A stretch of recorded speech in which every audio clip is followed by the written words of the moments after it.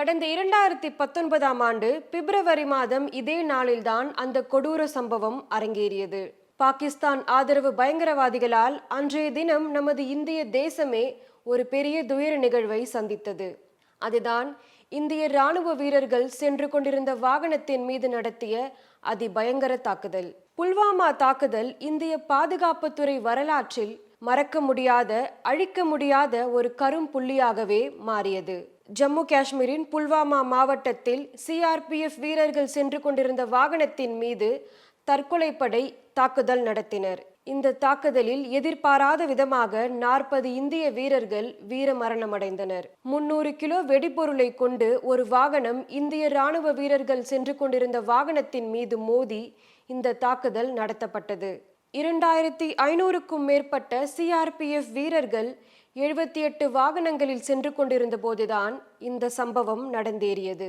அமர்கந்தா என்ற பகுதியை அடைந்த போது பாகிஸ்தான் ஆதரவு தீவிரவாதிகள் சிஆர்பிஎஃப் வீரர்கள் சென்று கொண்டிருந்த ஒரு வாகனத்தின் மீது தாக்குதலை நடத்தினர். இந்த தாக்குதலுக்கு பாகிஸ்தானை தளமாக கொண்டு இயங்கி வரும் ஜெய்ஷ்-இ-முகமது அமைப்பு பொறுப்பேற்றது.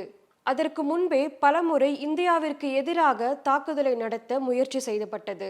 இந்திய படைகளை பலவீனப்படுத்தும் முயற்சியாகவே இந்த தாக்குதல் நடத்தப்பட்டது.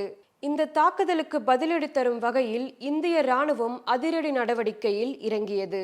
அதே பிப்ரவரி மாதம் 26ஆம் தேதி இந்திய ராணுவம் மிராஜ் 2000 ரக போர் விமானங்களை கொண்டு பாகிஸ்தான் பாலகோட் பகுதியில் அமைந்துள்ள ஜெய்ஷ்-இ-முகமது அமைப்பு முகாம்களை அழித்தது. நமது இராணுவத்தின் வல்லமையை எதிரி நாடுகளுக்கு நமது பலத்தை உணர்த்தும் வகையில் இந்த தாக்குதல் நடத்தி முடிக்கப்பட்டது.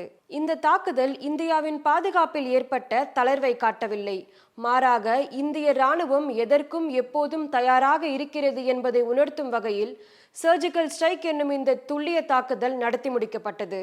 புல்வாமா தாக்குதல் தினத்தை நாம் யாரும் மறக்க மாட்டோம், மன்னிக்கவும் மாட்டோம். புல்வாமா வீரர்களுக்கு வீர வணக்கம். ஜெய் ஹிந்த்.